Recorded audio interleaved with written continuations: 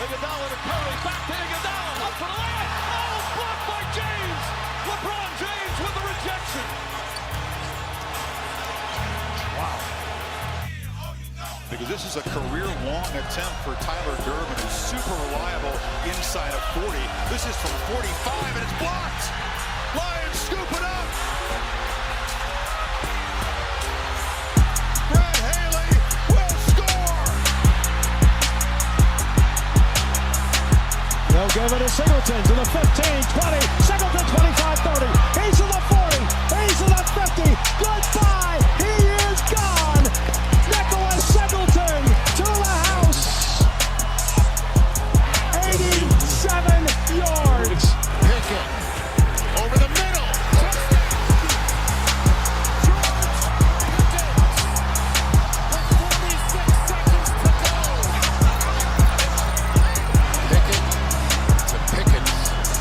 Look easy, didn't they? Harper hits one in the air, left center field, back it goes. Harper, the swing of his life. Hurts has all day, loaded up, taking a shot, looking for A.J. Brown. He's got it, touchdown. Pickett crosses over, gets to his spot in the post, slices in, and one for Jalen Pickett. My, oh my, mama, there goes that man. He cannot be stopped. It's Zach. And Prime, that's the name.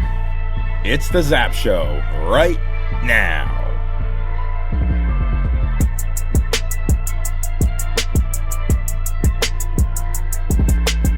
Welcome in, ladies and gentlemen. You know what it is. It's a ZAP Show. It's Zach and Prime. We back, baby. This time it's episode 118. 118. You know what it means. We getting back on track, baby.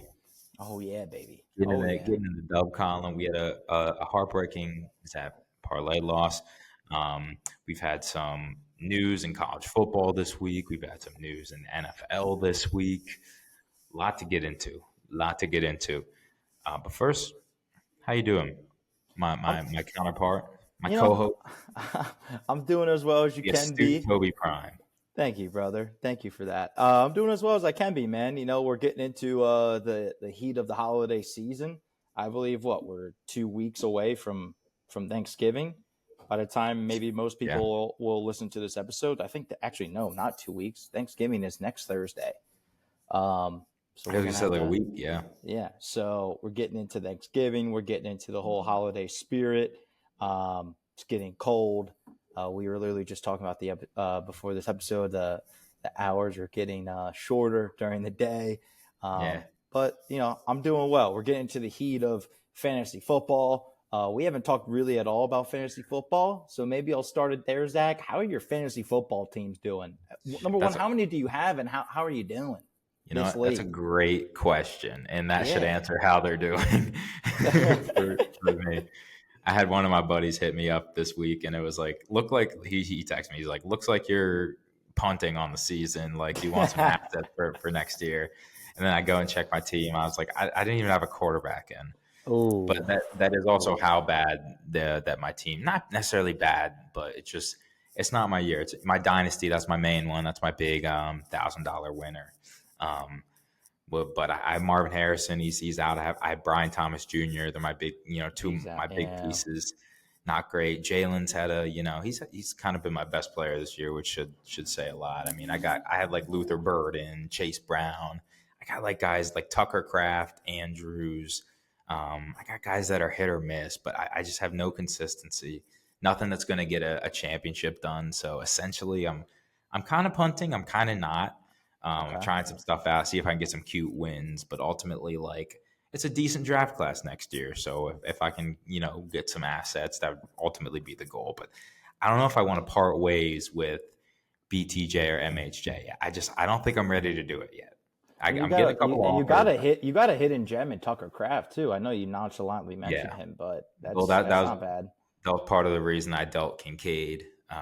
Ultimately doing that, I think he's a little bit hurt this year as well. So but he's been I saw a stat, speaking of tight ends, that the tight end 2, Jake Ferguson, is closer to the tight end 16.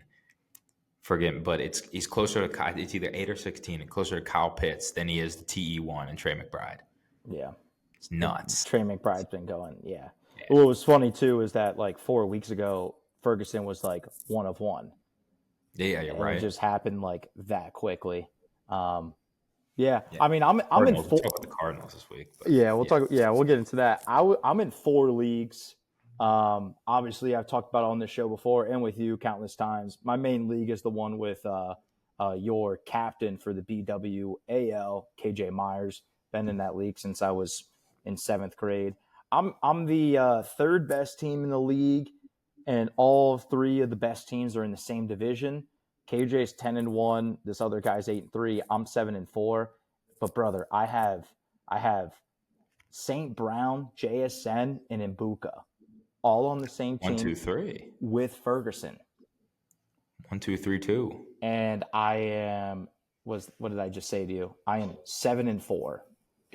My running backs are tough. I got Chase Brown and Travion Henderson, but they're starting to pick it up. Yeah. And he's RB1 now, definitely.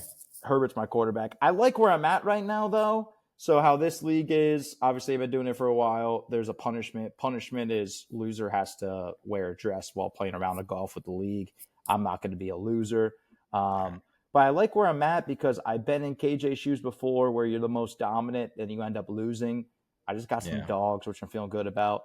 There's 2 leagues that I have with like my college boys and then my old workmates. I don't really care about those leagues, but I'm like 500. Another league I'm in is with all my work buddies here at We The Hobby. Obviously, we open up sports cards, so like we better know about sports. This has been, I'm only mentioning this because this has been the most competitive league I've ever been in my whole life. I'm talking the first place team is 8-3. There are 2 people tied for second and 7-4. And then there are 1, 2, 3, 4, 5 people at 6-5, including myself. One person at 5-6, one person 4-7, then 3-8, then 2-9. We're basically all in it. There's 3 weeks left in this season. I made a big trade a while ago. I won't get into it, but basically my team name is Cooking with Bijan. Big trade made me change my name from Sutton Death to Cooking with Bijan. My like 3 heavy hitters are Lamar Jackson, Bijan, and James Cook. Those who are running my team. Had a big pickup of Michael Wilson. I got Alex Pierce. I got Javonte Williams. That one's a solid team, but it's so competitive and there's so much trash talk because I see these boys all the time. But we're currently in the last playoff spot at 6-5. I play the worst team in the league this week, hoping to get a win.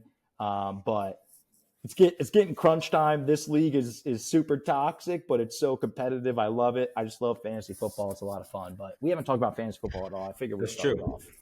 Yeah, no, you have more to report than me. I mean, that's my one league. I lost to like my cousin who doesn't even like know football. He probably like ChatGPT drafted his team or something. Like I drafted Burrow there, like Mike Evans, like Genty. He's been so. So I whiffed this year.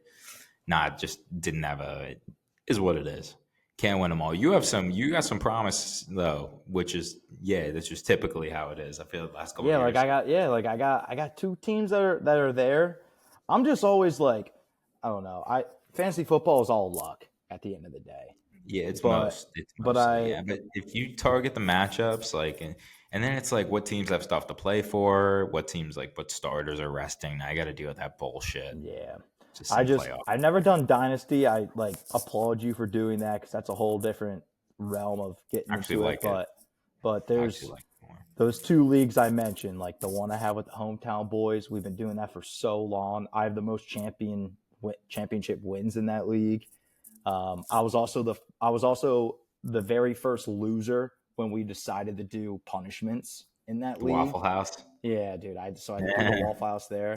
And then the league I'm in currently with all my coworkers, just like we all open up sports cards. Like we're technically sports broadcasters if you want to like really get like broad with the term. So I just want to be competitive in that, just to be like just an ego thing, like prove I'm with it. But it is funny though that like the last place guy right now though is a basketball breaker. So like you would think that, but they're also our second place guy is a baseball breaker. So it's There you go. take, but it's been a lot of fun, a lot of trash talk. But I just know we're getting into the witching hours of fantasy football. So if anybody got a team out there, dicey. Good luck the rest of the season, fellas. It's getting dicey, man. These games are starting to matter more for players. You're starting to look at schedules. I looked up the Chiefs' schedule for the rest of the year because they're 5-5. Broncos 8-2, or 9-2 now. We'll talk about that. Should we start with the big news on the college front, though? I feel like naturally, this is how we like to do it. College for the pros. We swore it off. Said we didn't want to talk about it. We've held to that, but there was an asterisk. If and when James Franklin got hired, we would have to talk about it, and it happened this past week. Yeah, I think most people expected it. I kind of thought that this was going to be his job, but to kind of like cut into it. Yeah, Virginia Tech, 5-year deal, gets James Franklin. He had his opening press conference today, did the whole Enter Sandman, did all that.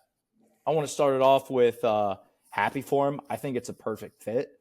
I think Virginia Tech being like where they were, like shout out Brent Pry. He was on our staff as a defensive coordinator for Penn State a couple of years ago. He went over to Virginia Tech, didn't get much success out of it. And then on comes James Franklin, where I think Brent Pry, being a VT guy, even though he got fired, he at least behind the scenes is saying that he really pushed for the James Franklin hiring. I think it's great. I want to start it off with saying, happy for James. Think it's a great fit. Think VT is going to love him. But when have we ever seen a coach get hired mid-season and then coach? I remember, Sheldon Moore with Michigan when Jim Harbaugh got, suspended for whatever. He came over as coach, but Harbaugh came back. I don't think that counts. I just never seen, you see every year, multiple Power 5 coaches get fired. And I think you see them hire new people, but you don't see coaches get hired. And then James Franklin's going to coach a game this Saturday for Virginia Tech. I don't think we've ever seen that before. Nah, dude. I actually didn't see that. When you said it, I was like, no way has that ever happened before. I don't think it has. Besides a whole. So Virginia Tech fired, Brent Pry 2 weeks ago. In the interim, took over, and then Franklin's coming in from another program where he was fired from, and he's going to coach in that specific situation. Those specific incidents. I don't think that's ever happened. It's going to be Miami. It's not like they're playing a Joe Schmo ACC team. It's a top Miami is 13th. It's a top 10 team. That's enough of it. They're 13th. He's saying come pack. He's telling everybody come pack the stadium. We got recruits coming, but James Franklin's going to be coaching. Wait, dude, this is gonna. Can we bring back the college play of the week, please? And can we do Miami? I think so Miami, I wanted to do Iowa. I wanted to do UC. I wanted to do UCLA. We need to fade him. We got to bring Miami. Should have 2 dubs. And I'm double confirming because I want to make sure, but it just seemed like everything from the press conference and everything that happened, he's gonna be coaching. Yeah, I just don't. I don't know, but I'm all with you on there. Kyle, I think Miami is the play. It's a noon game. And now I know VT is probably going to be packed up, whatever. But this is a guy who joined today. It's Wednesday. This is Carson Beck. He's got 2 days to prep a team against Miami. This is not going to happen. Yeah. So, I mean, Mario Cristobal, I don't know. I'm not backpedaling. I still play it, but Mario Cristobal okay, is the never tendency mind. Let me see. This is why we got to do it. He is not coaching this Saturday. Okay. He's not. But he's still being like, yo, pack the stadium, go with like recruits and like all this stuff. But he was retired, and his first game with the team is scheduled for. Wait. See, this is why I can't trust AI. AI Overview says, no, James Franklin's not coaching this Saturday. He was recently hired as a new coach of Virginia Tech, and his first game with the team is scheduled for this Saturday against Miami. No, don't do AI. How do I like, what do I look up to say, is James Franklin coaching this weekend? You know what I mean? James Franklin, Miami. This is what I would do on X. Like, who is coaching Virginia Tech's game against Miami? I think he's just going to be on the sideline. He might just be on the sideline. That's what I gathered. I think he might just be on the sideline. Again, though, pick Miami. I still think pick Miami. Yeah. Hey, no hate, but yeah, no hate. I honestly, it was just the time was up. So here's what I wanted to get into. We talked about it before, and on the show. His time was ending. He lost it during the Oregon game. And then how we played against UCLA and Northwestern was a James Franklin that Penn State has never even seen. Because even after big losses at Penn State, James Franklin was still animated and still all about it. He looked soulless. After Oregon, he was soulless. We fired him. It was the time. We agree on it. I think about 85%, if not 90% of Penn State Nation actually is like how we feel, right? Yeah. It's kind of like politics in a way, where there's like a far right and there's a far left, and then like the silent majority, where like the silent majority was like, all right, this needs to be happening. Yeah. Let's move on, whatever. And both sides since then, where I'm talking about the 10% on either side, have been super polarizing. And today, when the whole VT, news press conference and all that stuff with James Franklin, it was terrible. As I bed rotted in this couch, this bed right behind me, reading through all the different tweets, made my head hurt. Legitimately, I got a headache reading all of this stuff. Because there's still that turn in the national media where they're like, Penn State made a big old mistake, and James Franklin is going to turn VT into a powerhouse, and they're like, Virginia Tech's going to make a playoff before Penn State, and blah, blah, blah, blah, blah. And I'm like, yeah, no shit they are. It's the ACC. The ACC sucks. Dabo Swinney is probably the only threat in the ACC, and he might get fired this offseason because Clemson, they won a title with Trevor Lawrence, and it's been disappointing ever since. It's hard to win in football. But you got Miami, Pitt, NC State. I'm trying to think of the other like goodish teams that are there, but it doesn't even matter at this point. Yeah, he's going to have a much easier ride. Doesn't have to go through Michigan, Ohio State, Oregon, USC, UCLA. No top 10 teams, man. He's not going to see in any top 10 teams. He's not going to. And even if they are top 10 teams, they're going to be fake top 10 teams. It just, but what infuriates me the most is these Penn State fans that I see. Get over yourselves. Like everybody, all these all of these whiny little wimpy Penn State accounts and Penn State reporters that cannot stop tweeting and quote tweeting and roasting James Franklin and roasting Virginia Tech fans, and just they can't get over that he's no longer our head coach. Grow the fuck up and move on. Move on. I get it that he was here for 12 years, but all of the same accounts were the ones that were praising. In fact, not even praising when he got fired. They spent years and years and years of saying he's not that good of a coach. We should fire him. And then when they finally fire him, they're like celebrating. Now we're here. What is it? 2 months later? I was in Charlotte, North Carolina when they fired him on a Sunday after the Panthers beat the Cowboys. And I was like, holy shit, let's go. James Franklin's gone. We talked about it for a week. Maybe we talked about it for 2 shows, 2 weeks, but that's just because we record once a week. And then we were done with it. We moved on. And then maybe we talked about who maybe we wanted next, but we're done with it. We're done with college, like whatever. But all these, like, it's just like it just infuriates me that all these people, all these accounts that like I follow and I just see all my recommended, they just can't stop freaking talking about it. And they're preying on his downfall. Like, I hated James Franklin. You hated James Franklin. There were moments where we loved him and liked him, but like when it all said and done and like how this season ended with like how much hype he gave us and the roster that we had and how this was like finally supposed to be our year where we break through, he came up so fucking short and he quit on us. And it's like, sorry, but it's just the same old story all the time. It's just now you gave us a reason to believe and you, whatever.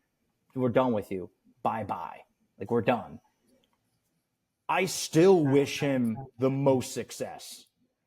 Like, I think Virginia Tech is the perfect, like, program for him to be at. Yeah. I think it's perfect. And I wish him the best. Again, not again, but I wish him the most success, of which in turn is not at our own expense.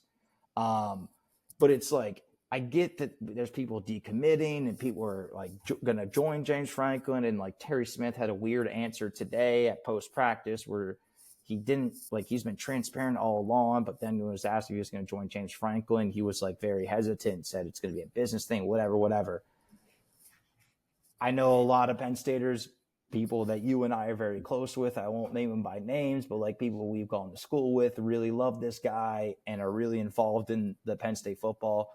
I just really want like a clean slate because it's like we just need a whole new chapter of like no new bad taste in our mouth from anything from before. Like, Yeah. I know we're going to be bad next year. Luckily, we don't play Ohio State or Michigan next year, but I know we're going to be bad. I think that is true of some remark that Penn State's expectations are so gosh darn high because it's Penn State. But also be a realist for one moment. And when has Penn State ever, since like Joe Pa in like the 80s and early 90s, when has Penn State ever been a top 5 program? Even towards the end of Joe Pa's, and shout out Joe Pa. And I'm not talking about all the terrible shit that happened outside of what happened on the football field. I'm talking just on the football field. Even towards the end of Joe Pa's tenure at Penn State, we weren't that elite. So I don't know where these expectations of us of being top 5 and all this come from other than just random ass hype from random ass bloggers. Lions 247. Yeah, like Lions 247. But like, and No shade. or what James Franklin gave us. Like, honestly, that's where it came from. That's where it came from. Yeah, or like what James Franklin gave us, but like it basically my whole rant of this whole point, because I know I've been going here and there and whatever, is just number one, James Franklin. I hope he succeed, and I think Virginia Tech is a perfect program for James Franklin to be at. Number two, Penn Staters, move the fuck on. Like, stop being obsessive over your ex. Done. Move the fuck on. We're the silent majority. We're move the fuck on. All of your polar people, move the fuck on. And number three, hamper down your expectations of what you think it's going to be. Yeah, James Franklin's probably going to have way more success early on, probably next year and the year after, than what we are going to have. Yeah. But we're gonna be fine. It's still Penn State with largest alumni. I like Pat Kraft. I see what he does with every other sport. We're gonna be okay. But today just pissed me off so much. And I know it's Twitter. You can't just be going on Twitter. But I just was like, Twitter is sort of like a sports journalist, a sports broadcaster's like kind of life. Like that's how you get updated on news and all that. But I was just getting so angry today seeing all that shit. And I had to just this is the only platform I can leave it all out, be where I don't get bullied. And there's my rant. There's my rant. It was beautifully said. I honestly, I really don't have much to add except, just to echo all your sentiment. You put it perfectly. Stop being so hung up on your ex. Like it's done. Like if they move on and they find a better situation for them, like who gives a shit? Like you still got to focus on you and do your own thing. And I think, Pat Kraft, having him as like the core, definitely helps. But dude, he's not going to play any top 10, 15 teams even, like maybe like early in the season. But dude, those upsets happen all the time. Like it's SMU, SMU he's going to face. Like it's better for him. Like, it didn't happen at Penn State. Like, what the fuck are you going to do? Like, what are you going to do? Like, except, I could have, I don't know. I guess look at the Sixers. Like, there's always like something ahead, like, and you still got some fun guys, you get to watch. I think they won tonight. Actually, they might have lost. I don't know. Who cares? But there's just always something better ahead, like especially when you have a good, the Eagles were in piss for like 2 years, Carson Wentz, they're 9-7 or whatever, making the playoffs. They have Howie Roseman at the helm. They have a strong core and they're able to figure it out. And I think that'll be Penn State. Like, maybe not right away, but look, man, it's a better situation for him. And good for him, man. It's also like we're talking about an ACC school or ACC conference right now. If he's able to recruit, he's gonna dominate recruiting, which is like what he always the same done. Region. He's always done that. And it's the exact selling point. Is the only qualm with him is look at your top 10 records. How many top 10 teams am I going to be playing in the ACC? I was going to get into that, but what you just said about recruiting, I've said this on the show, and I say this to my family all the time, and I said this to you before too. I think even on the show, James Franklin is the greatest Sunday through Friday coach in college football. He is the great. Like, I don't think there really is any other coach that is better from Sunday to Friday. From what he says to how he recruits, like he is so good. But once Saturday comes, he's shit. Like I would say bottom 5, but that's being disrespectful. But he's bottom of the barrel. Like he's not good when the lights are on and the game starts. Yeah, what I will say too, he's also, I don't want to give him too much like of a walk-in touchdown here at Virginia Tech. Like I think an issue with him, he's still very coordinator reliant. Going off your point, he went through 7 offensive coordinators throughout his tenure at Penn State. Like absolutely unheard of. Like there's a common denominator. I've said this. Like I wrote an article on this back in like 2021. Like I call this shit. So with that, maybe there might be some growing pains. He still has to find people he jives with because, Saturday's not his strong suit. It's not. And there's also the eyes are going to be on him as well. Like this is kind of your legacy in a way. It's like, okay, you kind of set the bar high for yourself at Penn State. You couldn't reach it. Now you get another opportunity. Can you refine another program? Can he be like who's a good example? Like a Phil Jackson. That's an extreme example. But going with the Lakers or going with the Bulls and do it with the Lakers or doing it with the Bulls and then doing it with the Lakers. Like a Phil Jackson without championships. That's why that was the first I'm trying to think of other examples. I can't think of like coaching. I just want to cut you off and I mean, be Andy disrespectful. Reid. Yeah, like, Andy Reid. Yeah, like I don't want to be like disrespectful and I in this, but you brought up a good point. Also, Like, championships though. He's very dependent on his coordinators. And you mentioned, he had a million different offensive coordinators, and that was a struggle with Sean and Drew and all that. And then there was also that report that came out. Dude, you could have a Jeopardy. You could have a Jeopardy column.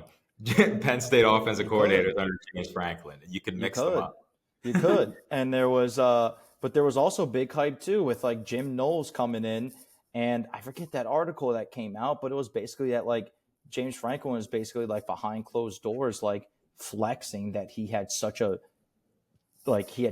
big swing higher in Jim Knowles, and that before the season started, he was more hyped about his coordinators and all the big names of Andy Kolnicki and Jim Knowles than what he was about like actually coaching the game of football. Like, yeah, the talent and coaching, right. But also on the flip side, Jim Knowles, who we were both very hype about, like obviously you come from Ohio State, very dominant defense, what he did for those couple of years there. But then there's like those little small reports that you see from the local reporters that don't come out, but then they come out when Penn State starts struggling, is that last year Ryan Day took over for defensive play calling once the college football playoffs started, especially after the Michigan game.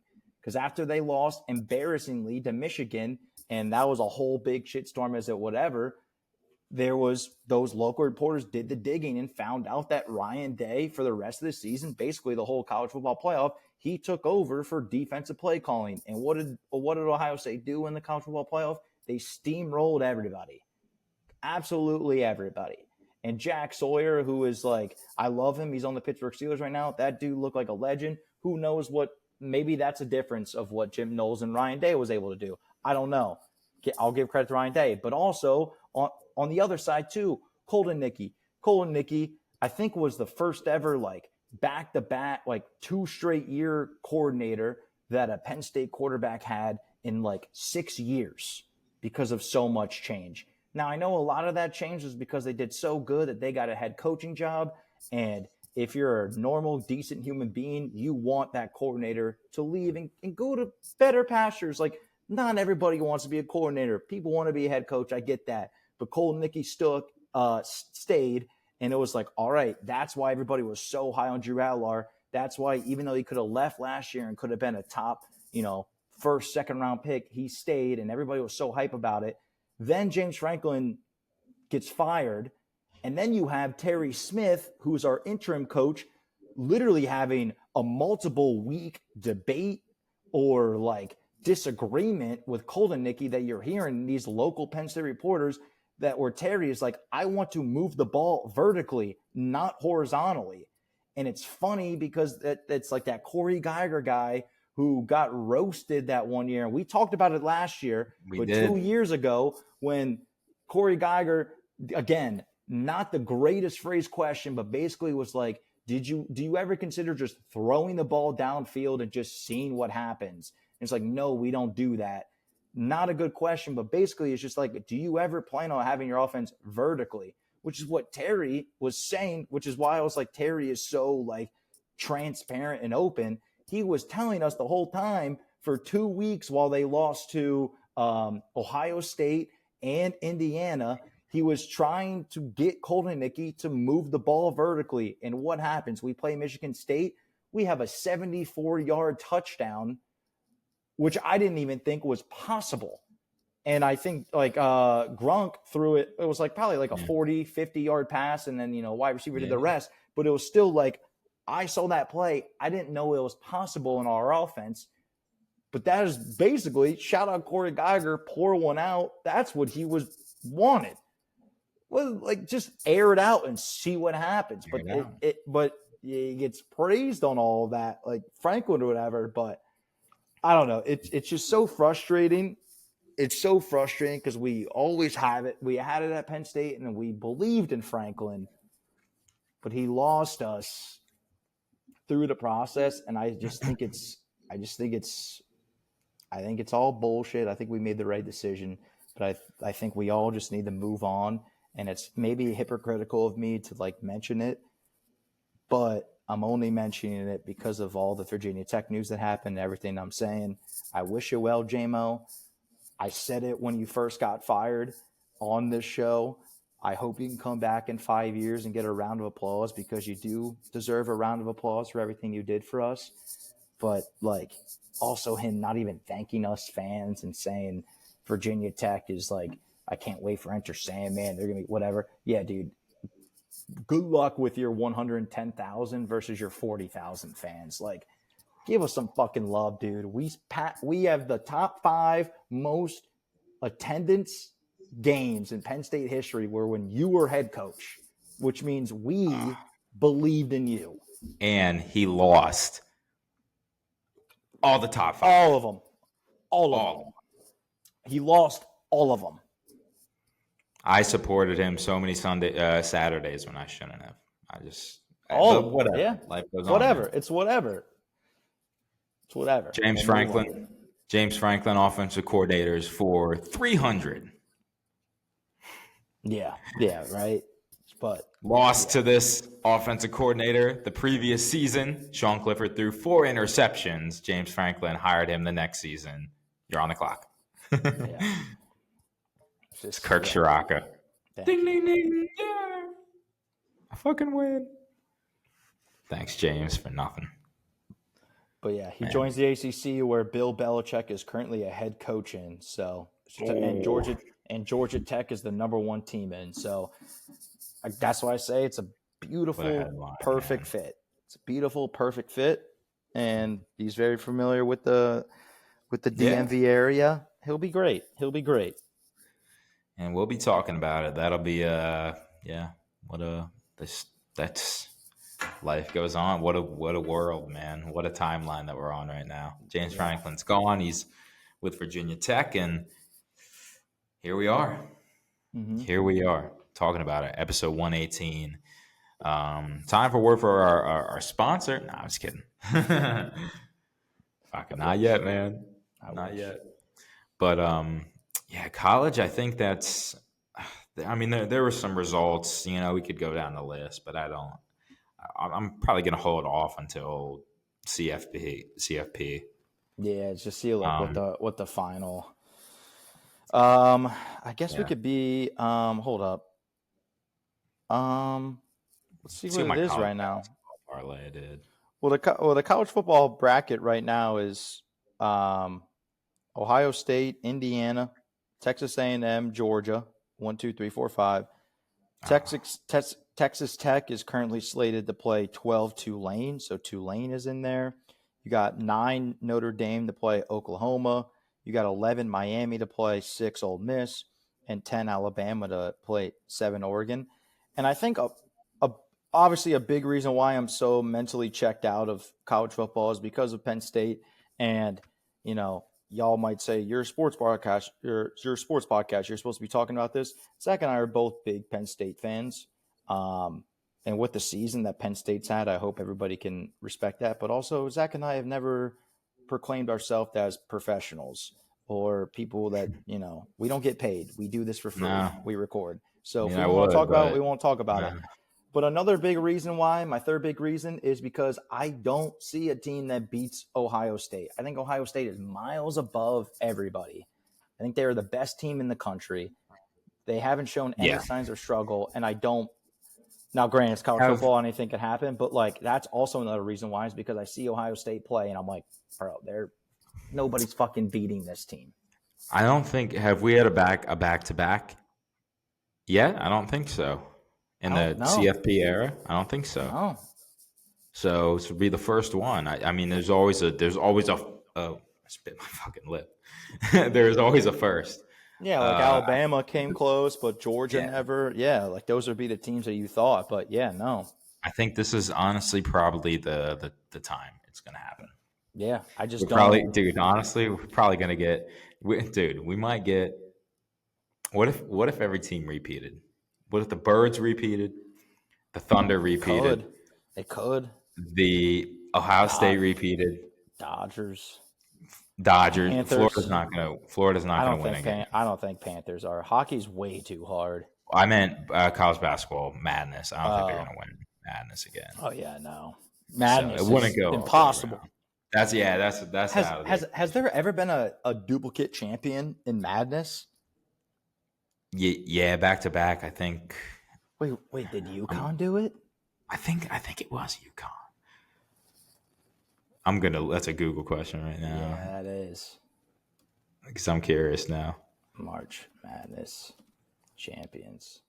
Yeah, UConn just fucking did it. Yeah, I knew that. It was Florida since the first. Yeah, and it was Christian Laettner. Yeah. Yeah, because that was the Joakim Noah Florida team, eh? In 06, 07. And then Duke, that was Laettner. Duke just did it, yeah. And UCLA, I mean, that was fucking so long ago. Yeah, I remember. UConn just did it, yeah. Yeah, I remember because I didn't think they'd do it, and you were like, they were gonna do it. Yeah.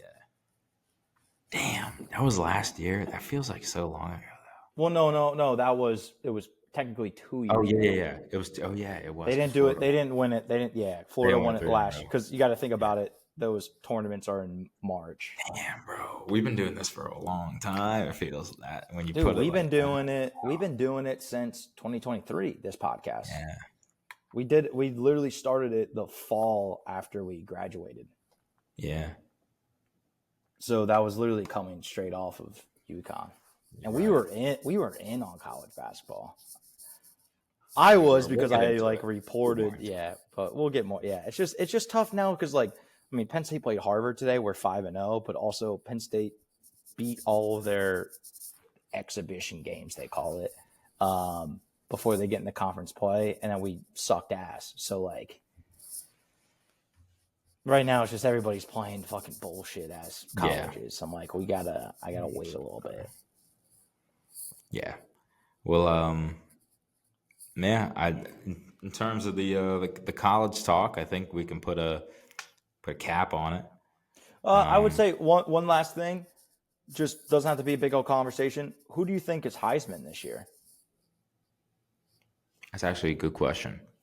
That's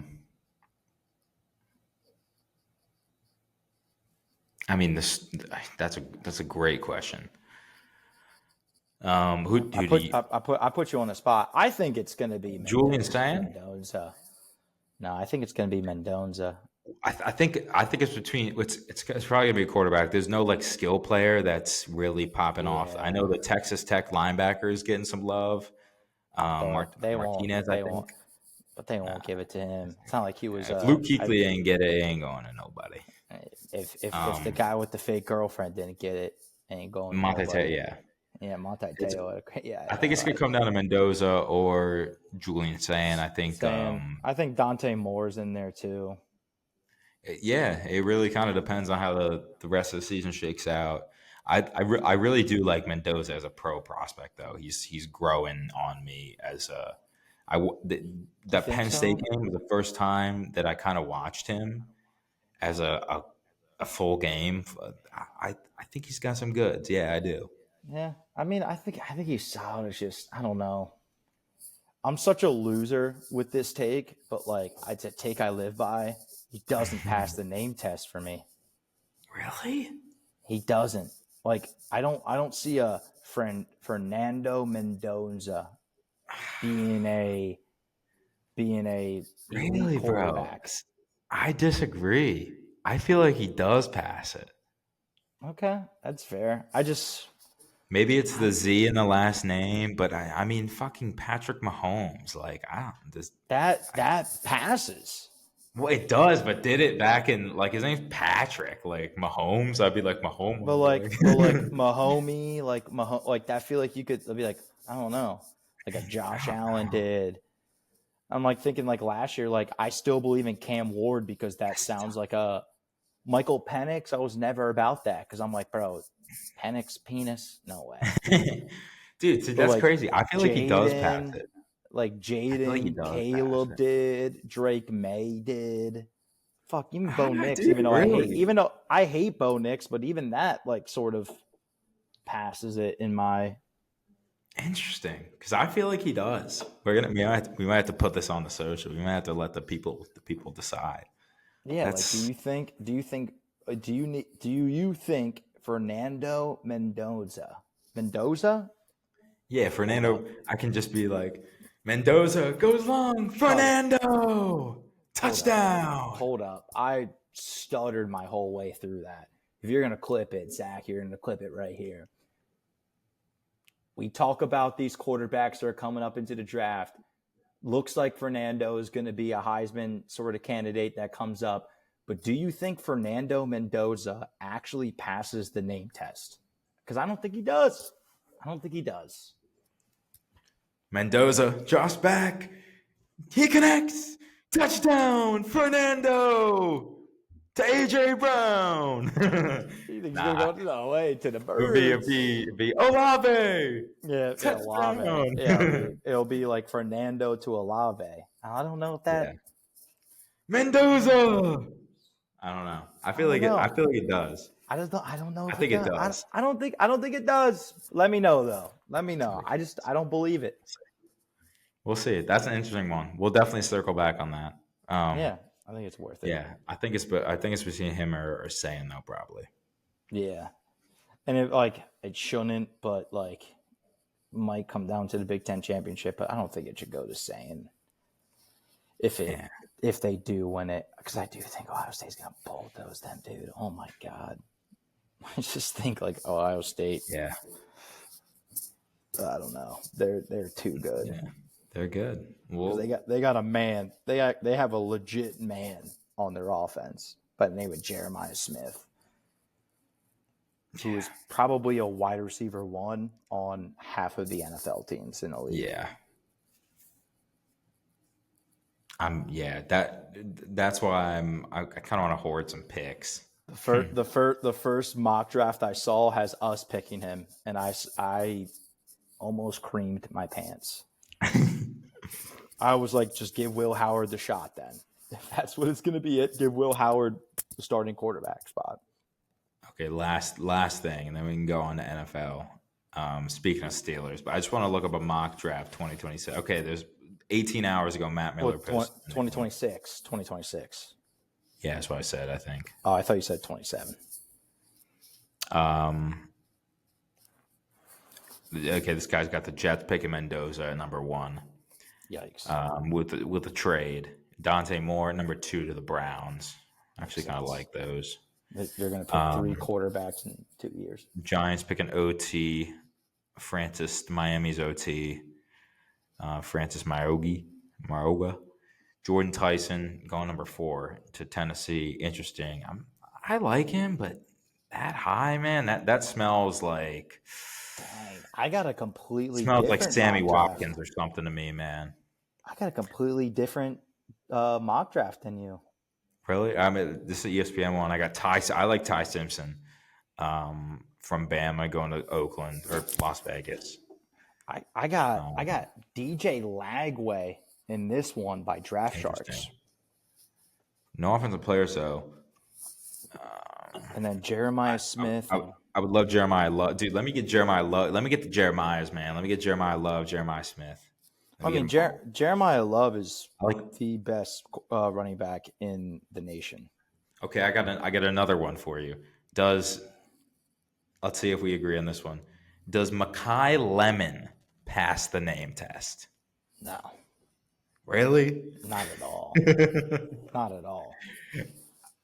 Dude, I'm on the fence with that one. I don't know. Not at all. Makai Lemon. But I can think of like everybody I can think of us doing like photoshops, like photoshopping him onto a lemon. Yeah, but that doesn't mean he passes the name test. He just passes the Photoshop test. Yeah, true. Yeah, that's it. Carnell Tate would be a good pick. He's OSU wide receiver. He's a wide receiver 2 there. Denzel Boston probably be decent. It doesn't even have. Yeah, I'm going. All right. Anyways, hopefully I get Nick Single. No, I'm just kidding. I don't want his Fat ass. Give me K-Tron, though. Dude, K-Tron's probably going to break the record against Nebraska this weekend. Yeah, that's true. Which, if there's anybody after Saquon who's deserving, I'd say it's Journey Brown and then K-Tron. Yeah, dude. Shout out Journey Brown. Pour one out. But, Yeah, Fat Man deserves that. I'd say it's K-Tron, then. Fat Man was just, when we played Ohio State in Indiana, he was just the only guy I felt like on the field that was like, I want to win this game. Yeah, every week. Like, it's the only guy who's like, okay, this is going to be positive yards probably here. Yeah. Maybe could get a big play. Grunk's been decent, though. I like Grunk. I like him, yeah. I like Grunk. Yeah, he's shown some really good flashes. Tough. He's gritty. I mean, the brother's first game was on the road against Ohio State, and he kept it close for a half. Yeah. Again, with all the drama that we've had. Hell yeah, dude. He's gritty. He's got the heart. Seems like he blocks out the noise. I like his press conference demeanor. Yeah. A little bit. Yeah, seems a little bit more poised. But yeah, we'll see. I like it. I like her. Yeah. To be continued. Yeah, it's again, there's a lot to figure out. I think that'll be probably the last we talk about Penn State and like all that until we hire a new coach. Yeah. We'll see next week. Hopefully it's soon because I know the transfer portal is like in January or whatever. So like I hope it's soon because if not, buckle up. It's going to be a tough season next year. But either way, we'll close it. We'll close the college football talks for now. Because NFL is NFLing. It's NFL, man. NFL, dude. I mean, I said it last week, dude. It is the most wide open I can remember ever. Yeah. Ever. Yeah. Because I think for the past decade, like it's just there was always like 3 or 4 teams where you're like, these are the teams that are gonna these are the teams that are gonna be in it. No, I have no I don't idea. know. I don't know. There's not one team I set up on a pedestal, even the Eagles, that I can look at and be like, I'll get into the Eagles, but that I can look at and be like, this team has no flaws. This is going to be, you're going to not want to face them in the playoffs. People are talking about the Patriots. No, look at the cupcake schedule they've had to play. People talking about the Broncos.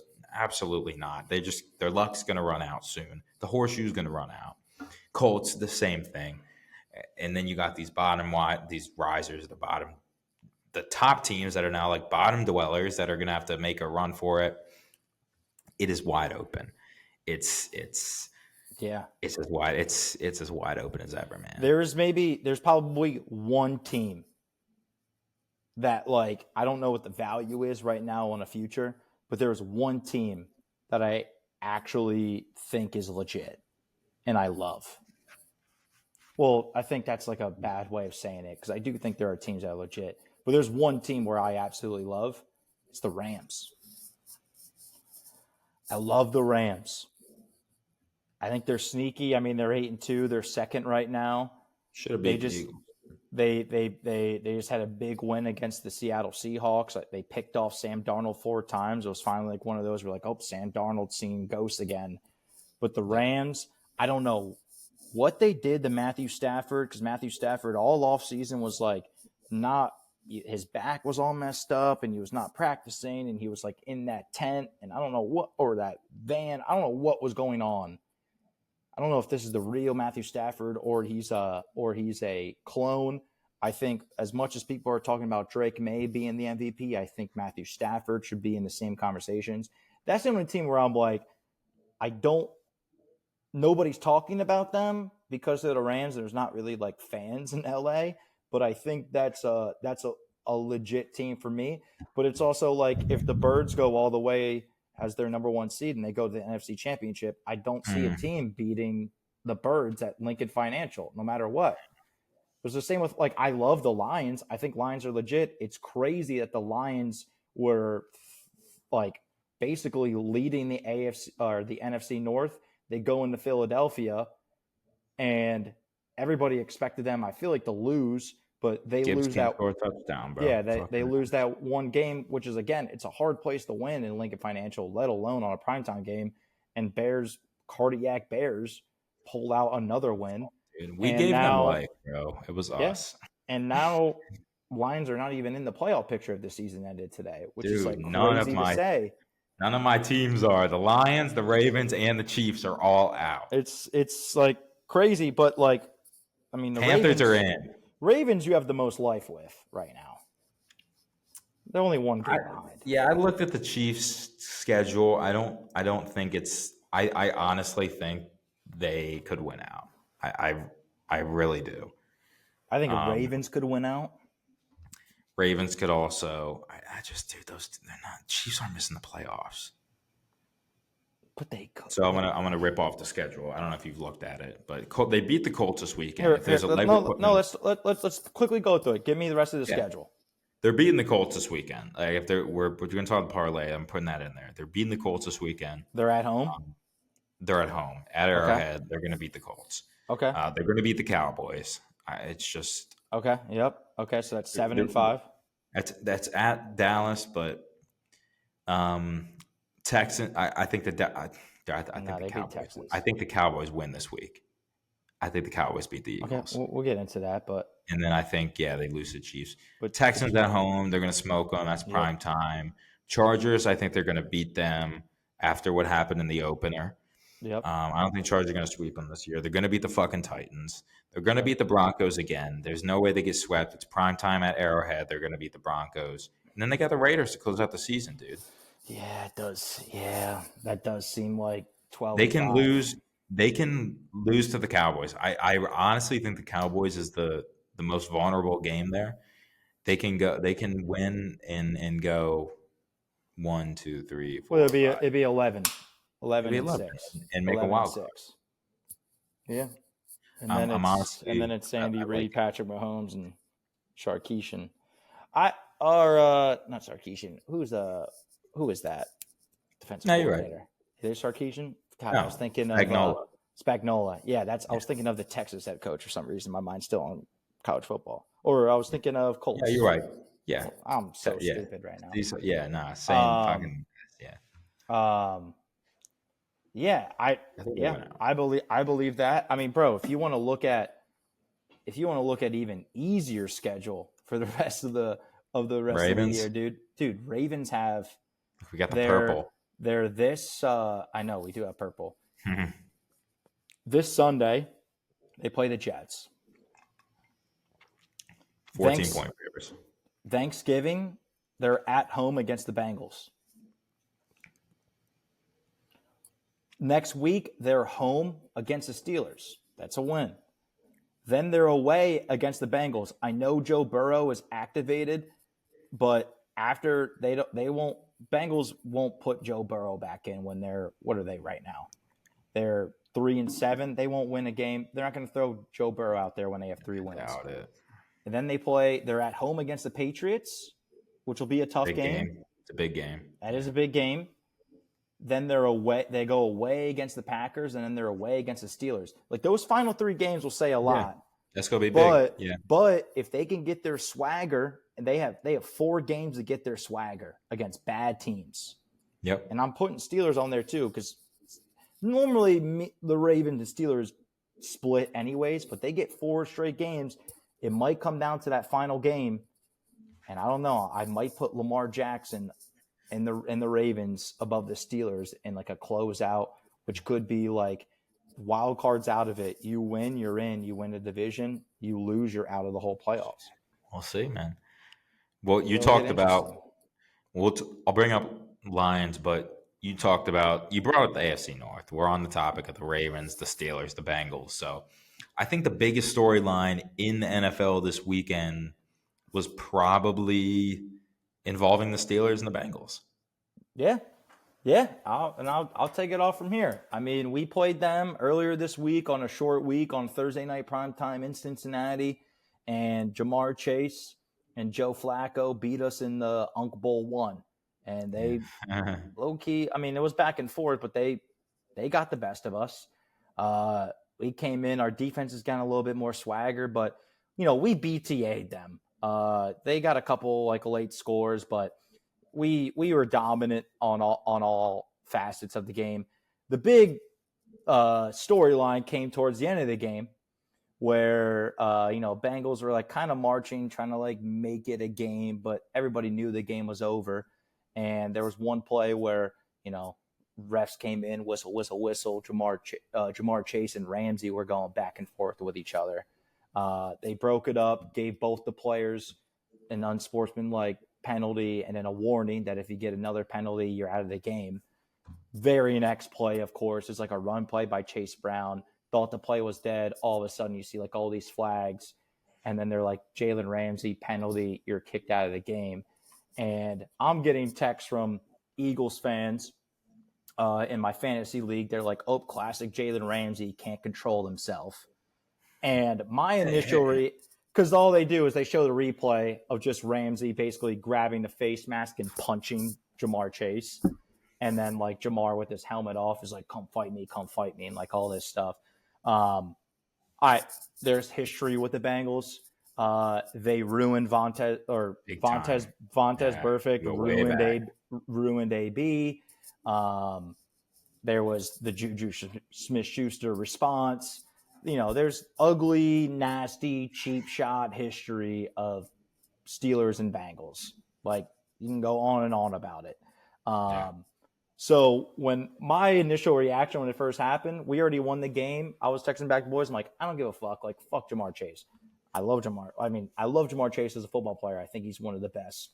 I think he is 1A if he has the right quarterback. I think he is better than Justin Jefferson. Right now, dude,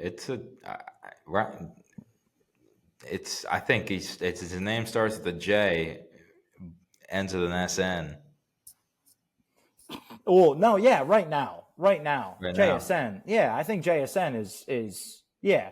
But I'm just saying, it's crazy how fast that changes, dude. Because like just Chase and just JJ is just not doing the thing. But that's just like. But I was also saying though, like if you give him a competent quarter, like I'm just saying, if you put a healthy Sam Darnold though. No, but I'm just saying, you put a healthy. No. Hear me out, motherfucker. Okay. Hear me out. Okay. You put a healthy quarterback. X name. I'll say Joe Burrow because he was their college quarterback for both of them.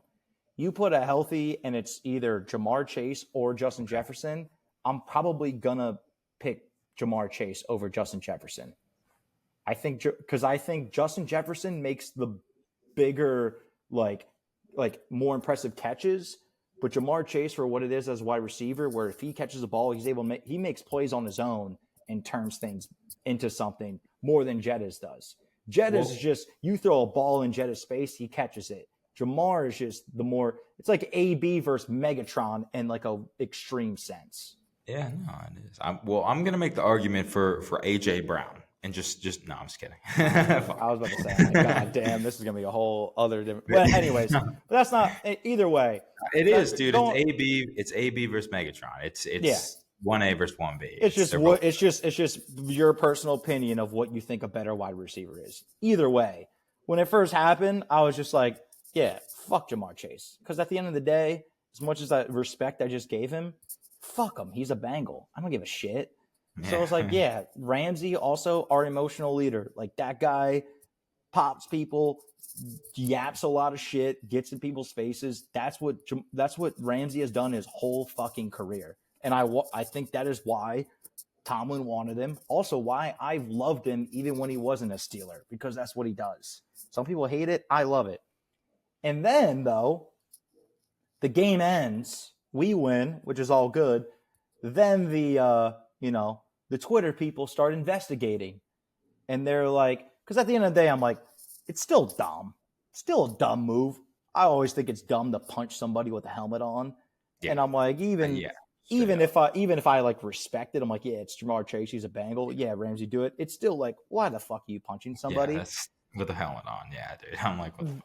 Then the videos start coming out, and this guy Haley Welch's and Hawk Tua's on Jalen Ramsey, and then you see what everybody else saw on the main broadcast of him grabbing the helmet and punching him in the face.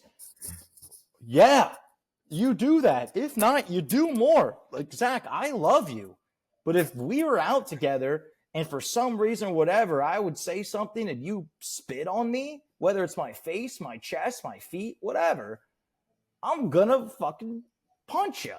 I'm gonna try and fight you. That's a man-on-man thing.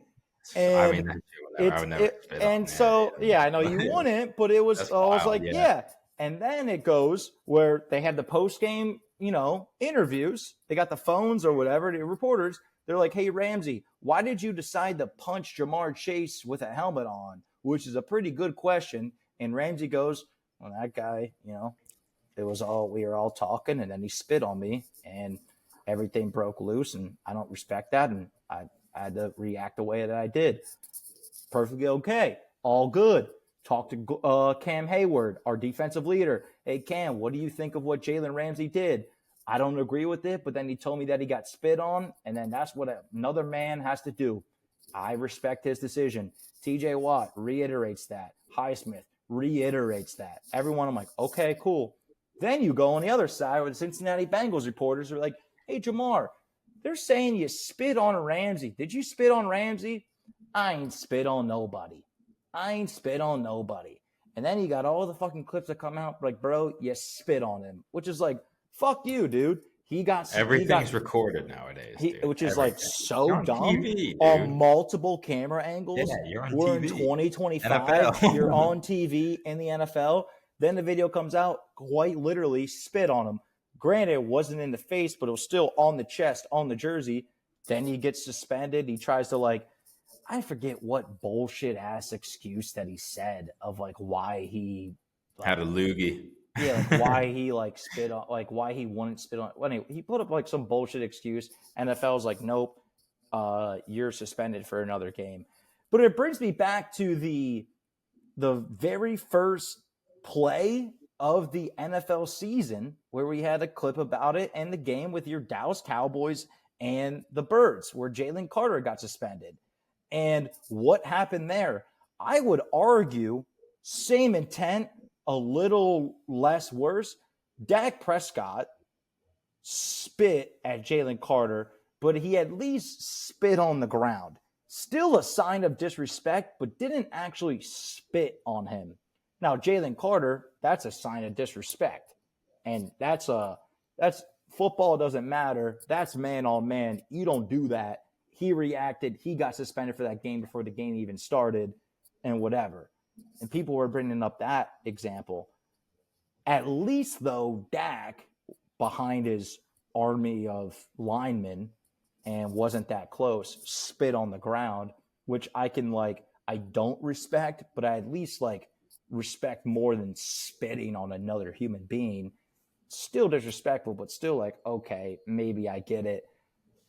It's just, I don't what the fuck is going on, but I bring it back to you kind of related to your point when all that shit happened. I remember Eagles fans talking a little bit about it. Just want to hear about your perspective of the whole Spitgate, because it's now started turning to Spitgate because there's multiple times this has happened in this season. Yeah. And other players have spit on people. I mean, I play football, I get it. You're in the trenches, it's... Actually, I don't get it. I never once felt the need to go and spit on another person. I just, especially a guy like Jamar Chase, he finished the game with 37 yards. Yeah, he didn't do shit. He didn't do jack shit. You're going to spit on somebody and then, put up 37 yards? Can you tell I had him in one of my parlays? Yeah, no, yeah, it's all right, yeah. You had 16 catches against this team, and then you go and that's just why the modern day wide receiver is such an enigma. It fascinates me. Every one that we see is just something Jefferson. You're seeing him slam his helmet. Diggs, AJ Brown. That's why, man, I miss Megatron. Megatron was just an anomaly, man. Just showed up on Sundays and just got it done. Highlight reel after highlight reel, double-digit performance after double-digit fantasy performance, man. But I don't remember a guy like Julio doing that. Or Julio, man. Nowadays there's none of that.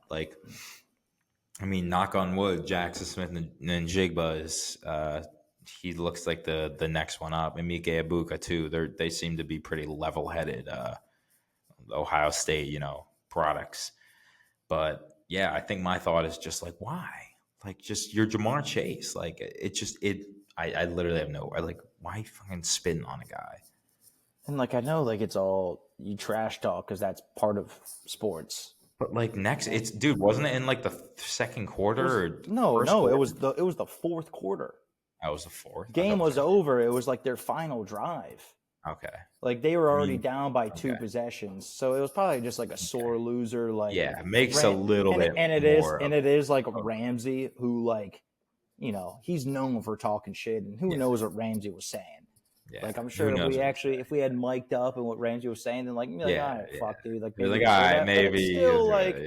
But it's still like, why are you spitting on a guy, bro? Like, why are you spitting on a guy? No Haley Welsh and shit, bro. Keep the hawk. Nah, no hawk tua. Yeah, but he's suspended for this game. And I remember a lot of people were like, well, Jalen Carter did it, and he wasn't suspended for the next game. It's because Jalen Carter did it before the first snap. His suspended game was just that game.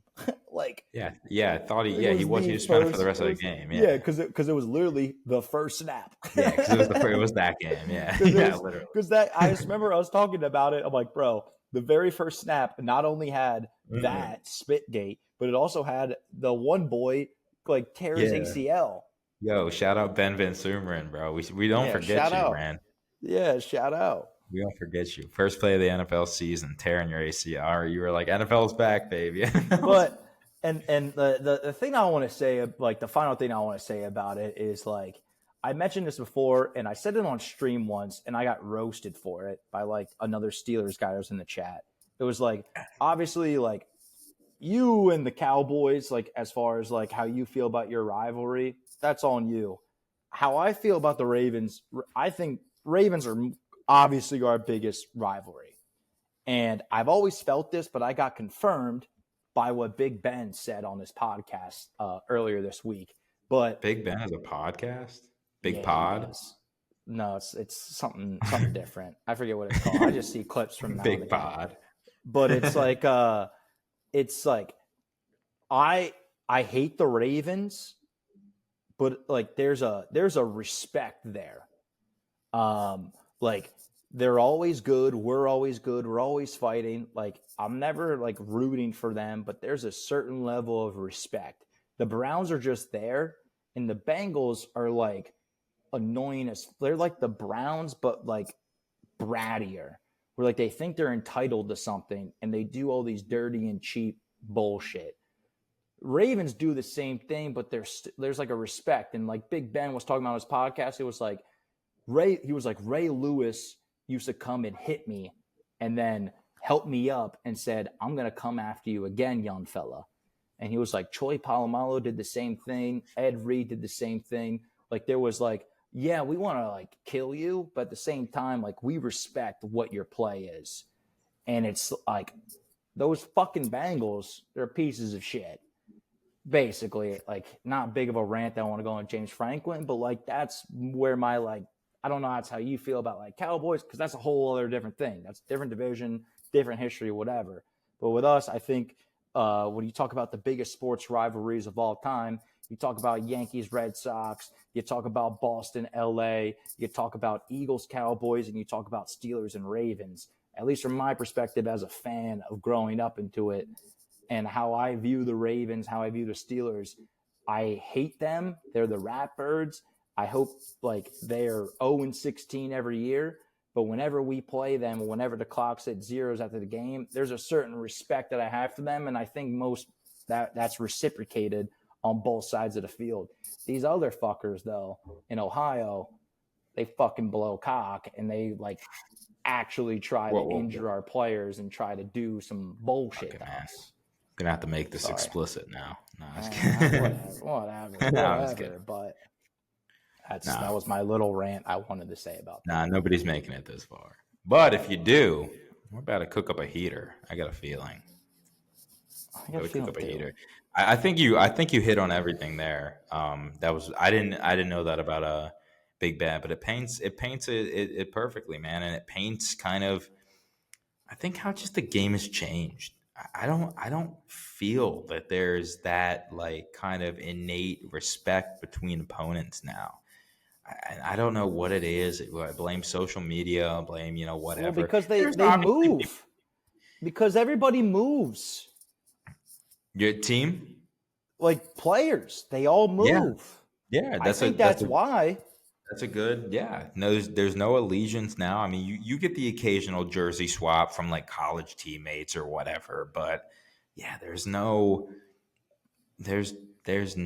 It's like it's more transactional now. It seems like everything is like a transactional relationship. It's like, okay, you do this for me, you give me this money, and I do this for you for X amount of time until I'm unhappy, and then you're unhappy, and then we both get something out of it, but then that team gets something out of it, and then so on and so forth. And it's the modern day NFL, I guess. There's no loyalty or love for like a franchise anymore. Very, very little. You get the occasional like Matthew Stafford, like, okay, let's do this, like it's time, or James Frank, like it was time, but there's just, there's very little of that. Well, it's also like, as much as I get pissed off about Mike Tomlin and the mediocrity of purgatory that I'm in Pittsburgh, still though, Mike Tomlin is the most tenured coach at the same team. Yeah. In the NFL currently right now.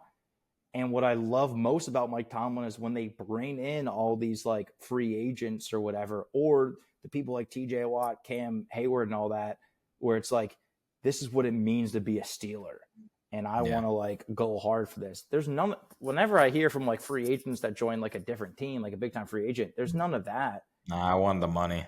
At all. It's like none of the money, or it's like they're joining the coach that was just hired like 2 years ago, and it's like, oh, like I know him because of like whatever. There's no like, no, I'm here because this is what Pittsburgh Steelers mean. Yeah, and like I'll suck my own team off, but like I don't hear that from anyone else. No, it's certainly not the Eagles. It's a different, and they're arguably the best team in the league, defending champs. It's such a different, such a different league now, man. It's crazy. Like I even think back to like the Seahawks and like Marshawn Lynch. Like that dude was the most off the chain guy that nowadays in a little bit of a bigger social media era, I can't imagine like what we would get from Marshawn Lynch. Oh my God. But like even he was like, like Seahawks, like ride or die. He never left the Seahawks, he was a Seahawk ride or die. No, he went to the Raiders. I lied. Bro, but that was drafted by the Bills. Yeah, he was drafted by the Bills. But like that was just like a culture that they built. Yeah. Like there was just a culture there. And it doesn't really exist anymore. I don't know, man. Different world. It is a much different world. We could talk about it forever. Yeah, we could. Parlay time. 'Tis parlay time. Last week, we second guessed ourselves on the Bears Vikings, which would have stung. That would have stung a lot if the Chiefs didn't choke against the Broncos. So I was low-key looking at that game like, okay, to win, like ZAP parlay misses by 2, or my season-long parlay kind of is a little bit more wishy-washy. I still think it's good for the Chiefs. Like I mentioned earlier in the episode, I think they can win out. Last week they didn't get it for us though. But the one week that Chiefs would have sold it anyways, but we had it close the first time. We did, and it's not even like I was like, when a parlay like that happens, I'm almost okay.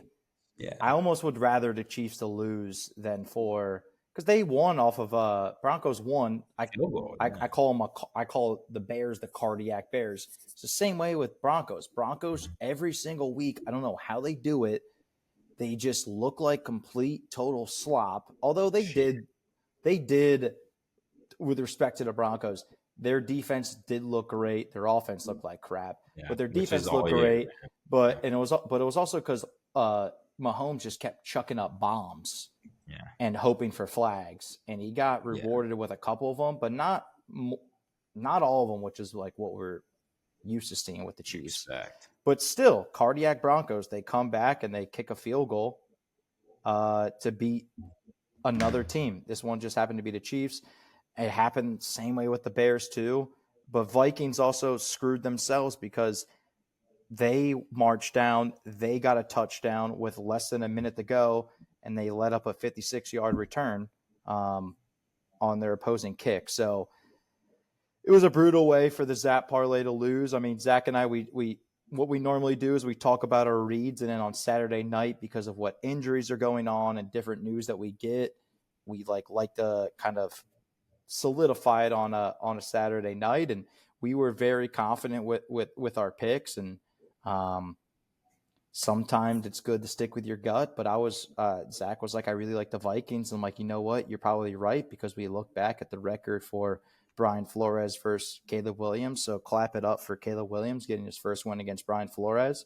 But I don't know, gun to my head, I would have picked Chiefs every single time. Yeah. So it's a tough one. Yeah. That was a tough one to swallow. This week was also just like, it was just very weird too, because it was also, you had a great pick with the Dolphins. That one went to OT.